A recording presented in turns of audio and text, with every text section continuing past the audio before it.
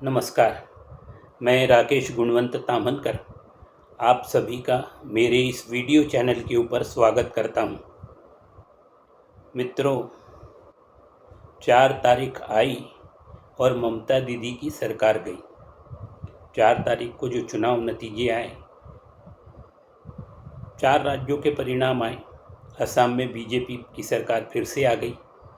बंगाल में बीजेपी ने बुरी तरीके से ममता दीदी को हरा दिया। तमिलनाडु में डीएमके की सरकार जाकर विजय कुमार वीके की सरकार आने की संभावना है, क्योंकि वो सबसे बड़ी पार्टी के रूप में उभर चुके हैं, विजयपति थलापति। तथा केरल में कांग्रेस की सरकार यूडीएफ की बन चुकी है। पांडिचेरी में एनडीए गठबंधन जीत चुका है। मगर सर्वाधिक चर्चा बंगाल में की चुनाव की रही। बंगाल में बीजेपी ने तृणमूल कांग्रेस को बड़ी बुरी तरीके से पराजित कर दिया। बीजेपी को 206 सीट मिली और तृणमूल कांग्रेस मात्र 81 सीटों के ऊपर सिमट कर रह गई। मित्रों, ममता दीदी मेरी सबसे फेवरेट एक नेता के रूप में रही है, क्योंकि 2011 में पश्चिम बंगाल में विधानसभा के चुनावों में सीपीएम पार्टी के जो सरकार थी उसके विरुद्ध संघर्ष कर उन्होंने 2011 में तृणमूल कांग्रेस की सरकार की स्थापना की थी। मगर ममता दीदी ये भूल गई कि उस समय सीपीएम ने अपनी सत्ता छोड़ने से जरा भी हिचक नहीं दिखाई। जनादेश का मानते हुए, स्वीकार करते हुए उन्होंने सत्तांतरण कर दिया था। मगर जब 4 मई को परिणाम आए, ममता दीदी चुनाव हार गई, तो 6 मई को उन्होंने प्रेस कॉन्फ्रेंस करके कहा कि मैं चुनाव हारी नहीं हूँ, मुझे हराया गया है। आप हारी नहीं हो या हराया गया है, फिर भी हार तो है, हार ही है। और उन्होंने कहा कि मैं इस्तीफा नहीं दूंगी। ममता दीदी, आप इस्तीफा ना भी दो तो क्या फ़र्क पड़ता है? कोई मुख्यमंत्री का कार्यकाल थोड़ी होता है, ये तो विधानसभा का कार्यकाल है। 7 मई को रात को 12 बजे विधानसभा का कार्यकाल समाप्त हो जाएगा। फिर उसके बाद आप भूतपूर्व मुख्यमंत्री रह जाओगी, चाहे आप इस्तीफा दो या ना दो। ऐसा करके आपका संघर्षशील नेता होने का जो उदाहरण था उसको झुठला रही हो। ममता दीदी, आप थोड़ा सा ध्यान कीजिए। आप जिन अटल बिहारी वाजपेयी के बारे में बात करती हैं, वो लोकसभा में एक मत से अपना चुनाव हार गए थे। लेकिन वो एक मत कौन सा था कि कांग्रेस के एक चीफ मिनिस्टर, जिन्होंने विधानसभा में अपना त्यागपत्र नहीं दिया था, लोकसभा में आके अपना मत डाला और उस एक मत के कारण बीजेपी की सरकार हार गई। एक प्रकार से वो मत तो अवैध था, पर फिर भी अटल बिहारी वाजपेयी ने जरा सी भी देरी न करते हुए अपना त्यागपत्र राष्ट्रपति को सौंप दिया। ममता दीदी, उसको भी याद कीजिए कि जब बाबरी मस्जिद का ढांचा ढाया गया था, उस समय केंद्र सरकार ने बीजेपी शासित 4 राज्यों की सरकार भंग कर दी थी। उत्तर प्रदेश की भंग की, वो तो ठीक था कि उत्तर प्रदेश के अयोध्या में बाबरी ढांचा ढाया गया, तो कल्याण सिंह की सरकार को बस बर्खास्त कर दिया। लेकिन मध्य प्रदेश की सरकार, राजस्थान की सरकार, गुजरात की सरकार, इनकी क्या गलती थी? इनको भी बर्खास्त कर दिया गया। पर इन राज्यों के मुख्यमंत्रियों ने भी इसका विरोध नहीं किया और कानून के अनुसार फिर लड़ाई लड़ने में लग गए। ये हमारे देश की परंपरा है। आज तक कभी भी किसी भी मुख्यमंत्री ने इस्तीफा देने से इनकार नहीं किया, क्योंकि ये देश प्रभु श्री रामचंद्र जी को अपना आराध्य दैवत मानता है। और प्रभु रामचंद्र जी की कथा आपको मालूम है कि दोपहर में राजा दशरथ ने अपने दरबार में भगवान श्री राम को बुलाया और कहा कि कल मैं आपका राज्याभिषेक करूंगा, कल से आप अयोध्या के राजा होंगे। दूसरे दिन सवेरे उनको घर से फिर बुलाया गया और कहा कि नहीं, मैं तुमको राजा नहीं बनाऊंगा, राजा तो राजा भरत बनेंगे और आप वल्कल वस्त्र पहनकर 14 वर्ष के लिए वनवास को चले जाइए। उन्होंने सहर्ष वो बात भी स्वीकार कर ली। तो हमें खुशी में भी खुशी नहीं मनाना चाहिए और गम में भी गम नहीं मनाना चाहिए। श्री कृष्ण ने गीता में इसके लिए एक उचित शब्द दिया है, स्थित प्रज्ञ।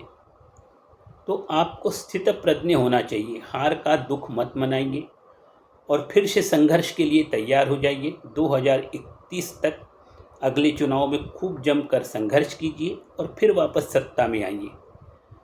तो मेरी तो यही सलाह है, क्योंकि आप मेरी आइकॉन लीडर हो इस कारण। चलिए मित्रों, हम अब आज अपने विषय की तरफ अग्रसर होते हैं। श्री संत रामदास स्वामी द्वारा रचित श्री सार्थ दासबोध के अंतर्गत हम चर्चा कर रहे हैं कि मृत्यु अपरिहार्य क्यों है। जब भी किसी व्यक्ति का संचित कर्म समाप्त हो जाता है, संचित कर्म में यानी जो अच्छे कर्म किए हैं उसके कारण व्यक्ति सुख का उपभोग करता है, जो बुरे कर्म किए हैं उसके कारण उसको दुख का उपभोग करना पड़ता है। ये दोनों ही जब समाप्त हो जाते हैं तो उसको संचित कर्म का समाप्त होना कहा जाता है। जैसे ही संचित कर्म समाप्त हो जाते हैं तो एक क्षण का भी विलंब न करते हुए मृत्यु देवता यानी यमराज के दूत व्यक्ति का प्राणों का हरण कर लेते हैं। यमदूत व्यक्ति के प्राणों का हरण करते समय इस बात की जरा भी परवाह नहीं करते कि ये जो व्यक्ति जिसका हम प्राणों का हरण करने वाले हैं, ये तो शास्त्रों की उत्पत्ति को जानने वाला व्यक्ति है, अत्यंत महान पंडित व्यक्ति है। वो इस बात को भी ध्यान नहीं रखते कि ये तो अत्यंत धनवान व्यक्ति है, अथवा मृत्यु देवता इस बात को भी नहीं ध्यान रखती कि ये व्यक्ति अत्यंत विद्वान व्यक्ति है, इससे समाज को बहुत लाभ हो सकता है। संचित कर्म समाप्त होने के तुरंत बाद एक क्षण में ही मृत्यु देवता उस व्यक्ति के प्राणों को हरण कर लेती है। जिस व्यक्ति के संचित कर्म समाप्त हो जाते हैं वो व्यक्ति चाहे कितना ही चतुर क्यों ना हो, कितना ही बहुत सुनने वाला यानी बहुश्रुत क्यों ना हो, अथवा कितना ही महान पंडित क्यों ना हो, यदि उसके संचित कर्म समाप्त हो चुके हैं तो मृत्यु देवता क्षण भर में ही उसके प्राणों को हर लेता है। कोई व्यक्ति पुराणों का ज्ञाता हो, वेदों का जानने वाला हो, यज्ञ करने वाला हो, याज्ञिक हो अथवा ज्योतिषी हो, मृत्यु देवता इन सब बातों की तरफ ध्यान नहीं देते। जैसे ही संचित कर्म समाप्त हो जाते हैं मृत्यु देवता तत्काल उसके प्राणों को हर लेते हैं। संत रामदास स्वामी कहते हैं, कोई व्यक्ति अग्निहोत्री हो यानी अग्निहोत्र करता हो,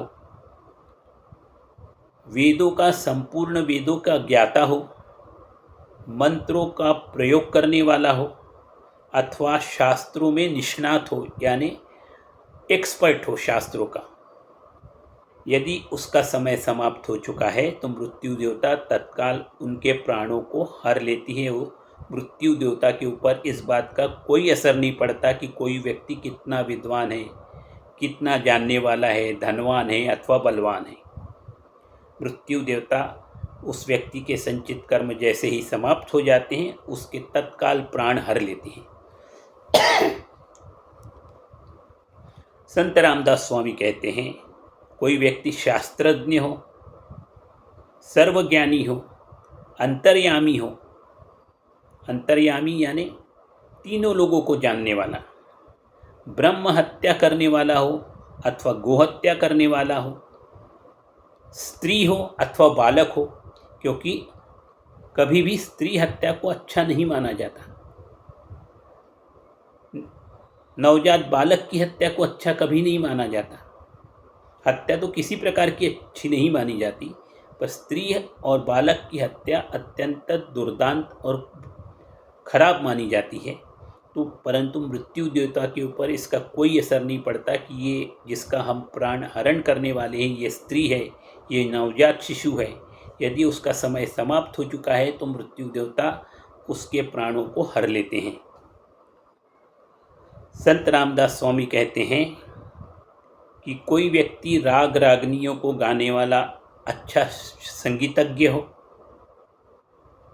तत्व को जानने वाला तत्वज्ञानी हो, शब्दों को जानने वाला तत्ववेत्ता हो, अनुभवी व्यक्ति हो, योग अभ्यास करने वाला व्यक्ति हो, सन्यासी हो, तो भी मृत्यु देवता के ऊपर इस बात का कोई भी प्रभाव नहीं पड़ता और वो उस व्यक्ति के प्राणों को जैसे ही उसके संचित कर्म समाप्त हो जाते हैं तत्काल उनके प्राणों को हर लेते हैं। एक चांगदेव महाराज थे जिन्होंने 14 बार मृत्यु देवता को वापस लौटाया था और योग बल के आधार पर वो 1400 वर्ष तक जीवित रहे थे और उनको अपने इस योग बल का इतना घमंड हो गया कि वो ज्ञानदेव महाराज से मिलने के लिए शेर के ऊपर बैठकर हाथों में लगाम सर्पों की लेकर ज्ञानदेव महाराज से मिलने के लिए गए थे। तब किसी ने आके ज्ञानदेव महाराज से कहा कि आपको चांगदेव महाराज मिलने के लिए आए हैं। तो ज्ञानदेव महाराज उस समय एक निर्जीव दीवाल के ऊपर बैठे हुए थे। उन्होंने इस दीवाल को कहा कि चलिए हमको चांगदेव महाराज से मिलना है।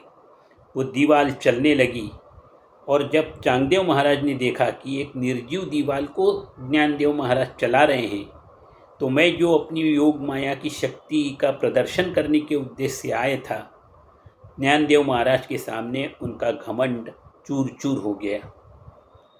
तो कोई व्यक्ति कितना भी पुण्यवान, कितना भी बलवान, कितना भी धनवान, कुछ भी क्यों ना हो, मृत्यु देवता के ऊपर इस बात का कोई प्रभाव नहीं पड़ता। जैसे ही व्यक्ति के संचित कर्म पूर्ण हो जाते हैं मृत्यु देवता उसके प्राणों को हर लेते हैं। संत रामदास स्वामी कहते हैं कोई व्यक्ति सिद्ध हो, प्रसिद्ध हो, वैद्य हो, पंचाक्षरी अथवा तांत्रिक हो, देव ऋषि हो, उसका मृत्यु समय निश्चित होने के बाद मृत्यु देवता के ऊपर इन व्यक्तियों का कुछ भी प्रभाव नहीं पड़ता। वे तत्काल उनका समय समाप्त होने पर उनको उनके प्राणों को हर लेते हैं। कोई व्यक्ति गोसावी हो, तपस्वी हो, मन को वश में रखने वाला हो अथवा उदासीन, इनमें से किसी भी विषय का मृत्यु देवता के ऊपर कोई भी प्रभाव नहीं पड़ता। मृत्यु देवता व्यक्ति के संचित कर्म समाप्त होते ही उसके प्राणों को तत्काल हर लेते हैं। संत रामदास स्वामी कहते हैं ऋषि हो, कवीश्वर हो, दिगंबर हो अथवा समाधिस्थ व्यक्ति हो जो समाधि में लीन है, ऐसे व्यक्ति के भी जब संचित कर्म समाप्त हो जाते हैं तो मृत्यु देवता उनके प्राणों को हर लेते हैं।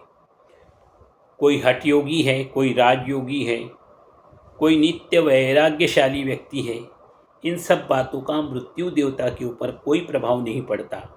इनका मृत्यु का समय निकट आने पर मृत्यु देवता उनके प्राणों को हर लेते हैं।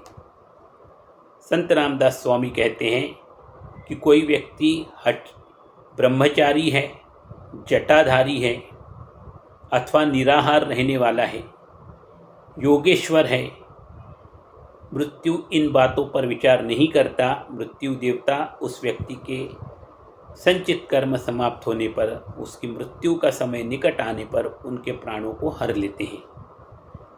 संत रामदास स्वामी कहते हैं कि कोई संत हो अथवा महात्मा हो अथवा लुप्त माने गायब हो जाने वाला हो, कोई भी हो, यदि उसका मृत्यु निकट आया है तो मृत्यु देवता उसके प्राणों को हर लेते हैं। उनकी इन बातों का मृत्यु देवता के ऊपर कुछ भी प्रभाव नहीं पड़ता। किसी घर की कोई स्त्री है जिसने उस घर को बहुत अच्छे से संभाल के रखा है, बच्चों के बहुत अच्छे से पालन पोषण करती है, बुजुर्गों का भी अच्छा ध्यान रखती है, उनका भी भरण पोषण अच्छे प्रकार से करती है। उस स्त्री के बिना वो परिवार एक पल भी चल नहीं सकता, ऐसी स्थिति भी हो, तब भी मृत्यु देवता इस बात का विचार नहीं करते कि यदि इस स्त्री की मृत्यु हो जाएगी तो ये परिवार बिखर जाएगा। यदि उस स्त्री का मृत्यु का समय निकट आया है तो मृत्यु देवता उस स्त्री का प्राणों को हरण कर लेते हैं। उनको इस स्त्री के उत्तम गुणों का मृत्यु देवता के ऊपर कोई भी प्रभाव नहीं पड़ता। संत रामदास स्वामी कहते हैं कि कोई बालक है, नवजात शिशु है, कोई युवा है, कोई सुलक्षणा स्त्री है, कोई बहुत अधिक वाचाल है अथवा कोई बहुत अधिक चतुर व्यक्ति है, मृत्यु के लिए सब समान है। इनका जब मृत्यु का समय निकट आता है तो मृत्यु देवता के ऊपर इनका कोई भी प्रभाव उनके मृत्यु देवता पर नहीं पड़ता और वो समय आने पर उनके प्राणों को हर लेते हैं। संत रामदास स्वामी कहते हैं कि यह कोई यदि कई जीवों का आधार है, जैसे एक परिवार का मुखिया धन कमाता है, उसके ऊपर परिवार के कई सदस्य आश्रित होते हैं।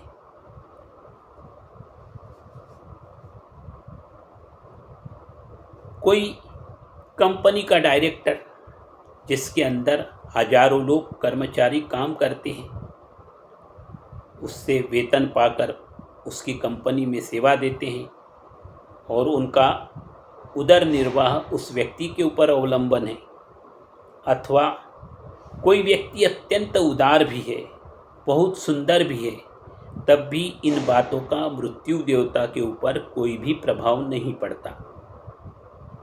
समय आने पर मृत्यु देवता इन व्यक्तियों के प्राणों को हर लेते हैं।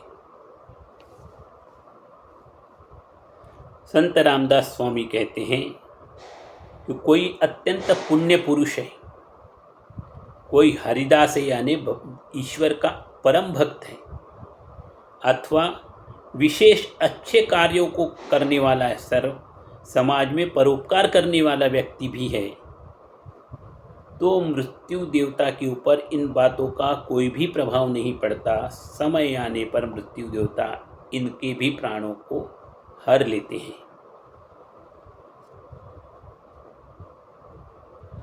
इस कारण ये स्पष्ट है कि कोई व्यक्ति कैसा भी हो, मृत्यु देवता से बच नहीं सकता। आज या कल काल के ग्रास सबको बनना है। इस ब्रह्मांड को भी, बल्कि समस्त ब्रह्मांडों को भी मृत्यु के मार्ग पर ही जाना है। जल्दी हो या थोड़ा देरी के बाद हो, मृत्यु देवता सबको अपने साथ लेकर जाएगी। मेरा ये पॉडकास्ट आपको कैसा लगा, मेरे कमेंट बॉक्स में जाके अवश्य अपने कमेंट दीजिए और याद रखिए मेरे इस चैनल को अवश्य लाइक करें, सब्सक्राइब करें और अपने मित्रों और सगे संबंधियों के साथ यदि ये पॉडकास्ट आपको अच्छा लगता है तो शेयर भी कीजिए। जय श्री राम। धन्यवाद। जय जय रघुवीर।